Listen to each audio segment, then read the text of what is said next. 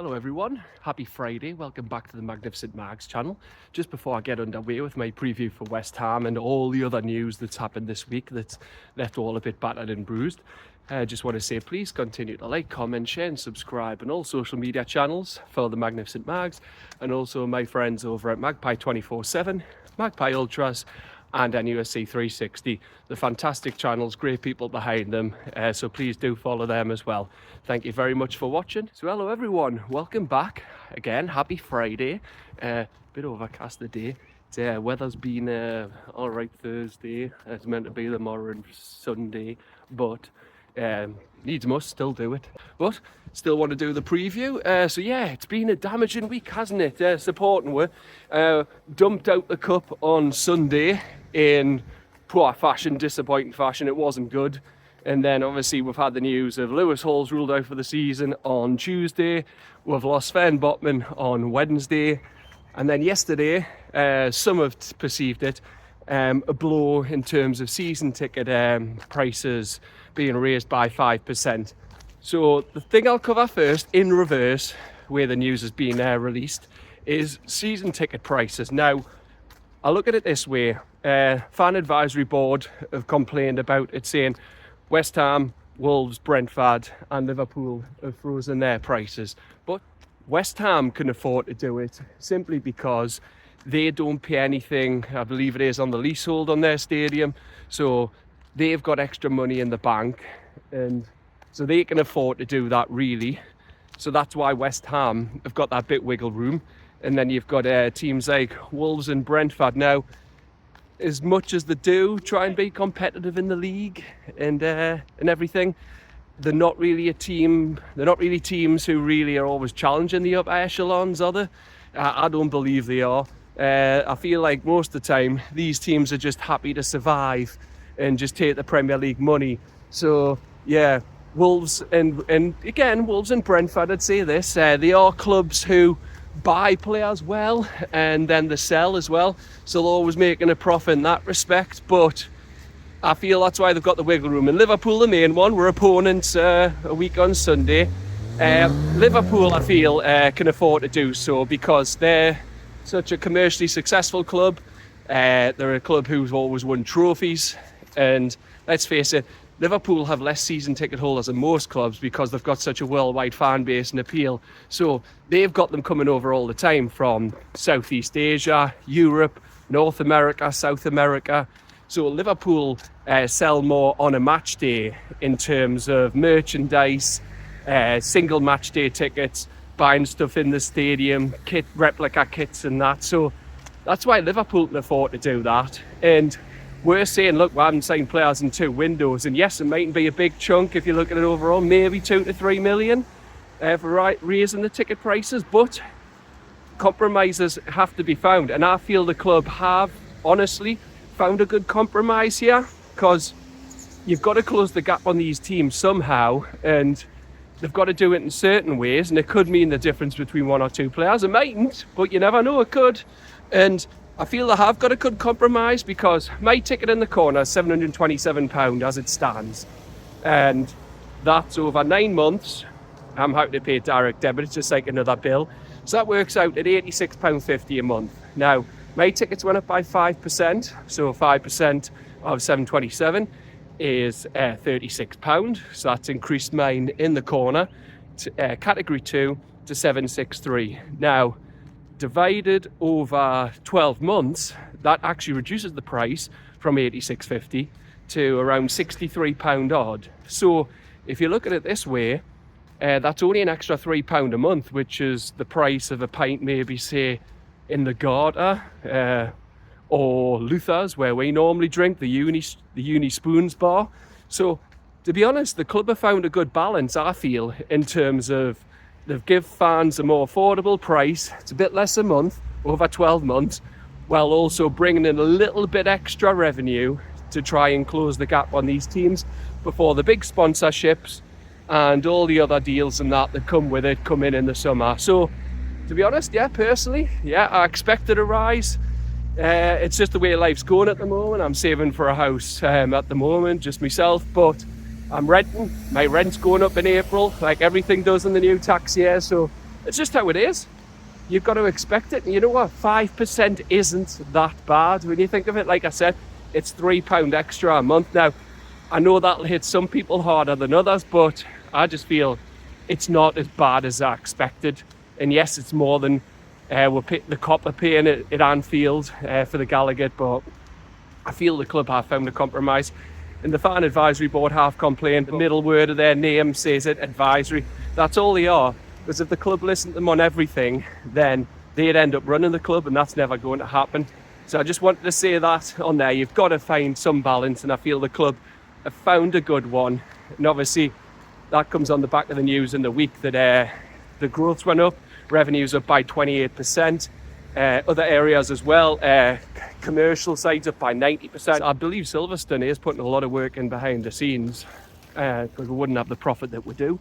They nearly ran us over there. Now, just want to say this as well. So we're getting on to the battering and bruising injury news. So yeah, LewisHall, it was announced on Tuesday that he's out for the season. It's a big blow, as well as West Ham. We'll all know next weekend. We're all looking forward to it the most. The cup final's coming up, and then he would have went off with the England squad under Tuchel. So it's a massive blow. He's been great and dovetailing well with Gordon this season on that left-hand side, although Gordon has been blowing hot and cold lately. But it's a blow to lose Hall. And Eddie said it was at Anfield where he sustained it. Basically, they've took the decision that, look, looking at it, they've thought it's not going to get any better, so may as well just rule him out for the season now. He's fresh for the new season. It is a blow, obviously, because we're still going for Champions League. Got the cup final next weekend. He's one of the few players. Second half aside at St James's Park against Liverpool has kept Salah reasonably quiet. I know I said in the game that Salah got an assist at Anfield, but still, Liverpool fans said it was one of the best left-back performances against them, but gives other players a chance, as it has with losing Hall Botman. He's obviously came out and rubbish rumours that is his career done, is he injury prone? And he said, stop basically talking all this shit. I think that was to Geordie Josh, but it is frustrating losing Botman. But you know what? Do I put it down to the player? No, I think it's a mix, really. I think we had an old medical team, I believe, when Botman sustained his ACL on his other knee. And what they've done was listen to the player. So basically, they allow Botman to say, look, I'm fine, and I'll continue on. But what they shouldn't have done was that, because then it meant he had to have his ACL surgery. Then he was out. Now this injury, it's less serious. It's on his other knee, but he needs the fluid drained, as Eddie Howe's confirmed today. So that rules him out for 8 weeks. So yeah, I think the whole situation, as we've all discussed over the last week or so, it could have been managed better. But it is his other knee. But we're going to lose him for 8 weeks. That would bring him back about May time, but the season's done around mid-end of May. So really, I wouldn't risk him. I'd just rule him out for the season, get him fit and fresh, let him have his summer break, bring him back for pre-season, and hopefully he's like a new player. It is a worry when it's two bits of surgery on both knees. You think, well, they still have the pace, the reaction time and that, like they've had, but we'll wait and see. Botman's rubbished it. But it's just one of them, yeah. Another blow. And then obviously the big one, AnthonyGordon. Yeah, that was devastating, losing him. Now, I know he hasn't been in some kind of form lately. He hasn't really performed since the Carabao Cup semi-final second leg. But again, he's just a big player. He's been one of our big game players. He's turned up against the big teams. And although you could say, has he turned up against Liverpool? You could argue that he hasn't, but again, still losing a player of AnthonyGordon's calibre, it'll be a blow for any team. And the club said they didn't decide to appeal. Eddie confirmed that the day after they looked back at the footage of it. It's right. I do believe that, like the rest of they're in agreement, and the FA, I believe, if they were appealing against that, they might have thought it was a frivolous appeal, a futile attempt to try and get him off, and they would have just made it a 4-game ban. So it's just what it is. Gordon was wrong. Do I believe there was intent there to push him in the face? No. But I think he was just trying to get him off him, as I said in my last video, pulling the shirt. But the way the player went, the angle he was at, Gordon give the ref no choice. As I said, we've covered it. Taylor had a crap game. He was awful, but Gordon made it easy for him. It was a red card. So for as frustrating as it is, all it does, as Eddie Howe has said and Wall think, it gives other players a chance. So you've just got to, we haven't got the biggest squad, but look, you come together in these times, siege mentality, and then you just think the other players who may be chomping at the bits, they've been frustrated they're not playing, they now do have an opportunity. So what team do I expect at West Ham? Well, going on this, I'd expect the Bravka to stay in goal. Pope had them couple of games, but Howe's basically dropped him, realising, look, it's going to take Pope longer than this, and he can't afford to have him maybe cost were not just the cup final, but West Ham is a big game on Monday. We're all thinking about the cup final next weekend. I mean, I'm going to be having an early night next Friday, ready for the drive down next Saturday, but I just think he thinks it'll take longer for Pope, so the Bravka will stay in goal. And then I might be expecting the same team really in both games. I reckon it'll be Trippier right back, and then Tino will go left back. And a good advantage that I think Tino might have over someone like Salah, although Salah is currently the best forward in Europe, is the fact that he cuts inside, and Tino's right-footed, so they might favour him more than a left-footer. And I don't feel, some people have said Tino is not the same level as Hall. He's not, but players develop differently, don't they? And I feel, I stand by this, I feel Tino had a good game on Sunday before he was dead on his feet, because he ran so much. Centre-backs choose themselves. Crafu signed his new deal, but I think he's more of a backup, so I reckon that'll be Burn and Share. They pick themselves. Then midfield, Joe Linton's coming back in. Now the worry with Joe Linton is he's on a 9th yellow card. It was asked of him the day. Eddie Howe, is it a worry? Of course it is. Now, the strange thing is, though, like Gordon's red card, yellow cards don't carry over to the Carabao Cup. So if Joe Linton was to get another yellow card, it would rule him out for 2 games because it's his 10th. But that 2-game suspension wouldn't mean he misses the final. It only applies to red cards, straight red cards. So yeah, it's a strange one that. We might just get Joe Linton back, but then it could rule him out of the 2 games after that. But it is what it is. So yeah, I reckon for the West Ham game, you keep Joe Linton left in midfield as he was on Sunday, by Bruno in the 8, Tonali in the 6, and then the front 3 will probably just pick itself. It'll probably be, well, almost. It'll either be Joe Willock or Harvey Barnes, and then it'll be Alexander Isak and Jacob Murphy. But yeah, I don't know for the cup final though. I am still tempted where I'd say I'd play Joe Linton on the left. Now, I know Willock's got the pace and Alexander-Arnold doesn't like the pace running at him, but it is an option in the Champions League season. Joe Linton did play left with Willock on the overlap on the inside. It worked well in games. But yeah, it just gives you something to think about. Joe Linton could be there for his physicality. You know he'll track back, more so than Willock. Just want to add though, I'm not saying Willock's lazy, but Joe Linton is better at tracking back than Willock. But it's an interesting one. We'll see when the final comes round, but I hope all players are chomping at the bit for Monday night. It is still a massively important game. I know the cup final feels like the be-all and end-all, and I'm still confident. There's no point going down there if you're not for it next weekend, but West Ham's also a massively important game because we're going for Champions League football, and this is one of these teams, despite Graham Potter coming in, they seem more compact, they seem a bit more clinical. He's steadied the ship. He normally does a good job when he comes into these clubs, but we've got it. The West Ham's one of these grounds you've got to be going to and winning. You do, you have to. And these players want to play in the cup final. Well, they need to make themselves available for West Ham, go down there on Monday and start or come on and prove a point. The likes of Harvey Barnes, because Harvey Barnes is, I always feel he's a better impact sub. That's why I wouldn't start at Wembley. But Willock wants to play, get in there. Even Crafu.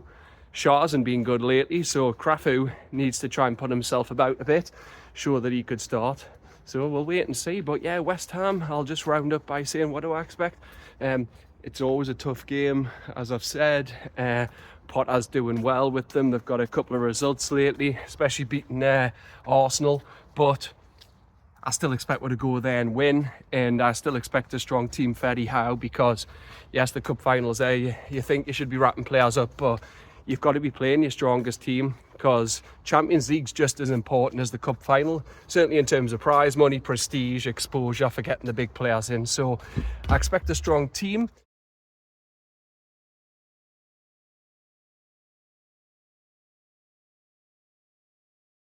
I expect a close affair. It normally is. Obviously, West Ham came up here and won 2-0. I think we've come full circle, really, because when I started these videos, West Ham was the first game that I covered, and then we lost, sure, for a few games. So I felt a bit cursed for a bit, because I started these, then we hadn't won. But yeah, that proved wrong, because we've won a 9-match winning run. So that's my argument. But yeah, we'll see. We'll see down at West Ham. I expect we to go there and win. Close affair. 1-0 or 2-1 win, and because we need it. We need to play these players for form, fitness, confidence for next weekend, because we're underdogs against Liverpool anyway. But if you want to try and take some positives, we're still underdogs. Lots of cup final upsets have happened, so why can't we do it? And we can do it on the day and just dig in. You need a bit of luck, you graft your arse off, you try, and you can get a result. You've got to go there with some belief. You can't go there feeling defeatist. And yeah, that's what I'd put down to it for next weekend. But West Ham, yeah, a close affair, as I've said. We'll see what happens on Monday. And also, we've got West Ham's worst nightmare on the bench as well. Callum Wilson, he always seems to score against them. So there's that too, because we've still got the best chance ever, with it being a cup final, of ending with 70-year trophy drought. But West Ham's just as big, as I've said, because Champions League could be even bigger. We could win a cup and still get Champions League, because after the final we've got an international break. So you know what, there's no excuses. So the season's not dead. Yeah, we've been battered and bruised this week, but it's not. So that's my take. I've still got confidence, and when you're under pressure, in the face of adversity, I feel you can respond. I'm still confident, as I said, for the final. Liverpool showed midweek that we got at. Teams have showed that lately. PSG battered them, but Liverpool have just done what they've done. They've got results, as I've just covered, in the face of adversity, when under the cosh. We need to be that team possibly next weekend, withstand the pressure if we can, and then just get a goal. And remember, they've still got to play before us this weekend, but then they've got the second leg against PSG and it's still alive. So keep the faith, keep the hope, be confident. The lads need more than ever, and West Ham can be a good springboard for the final. But anyway, thank you very much for watching. Take care. Hope everyone has a brilliant weekend, and I'll be back with my review after West Ham, and then I'll be bringing cup final content and the build up to all going down to the capital next weekend. But for now, take care. Bye bye.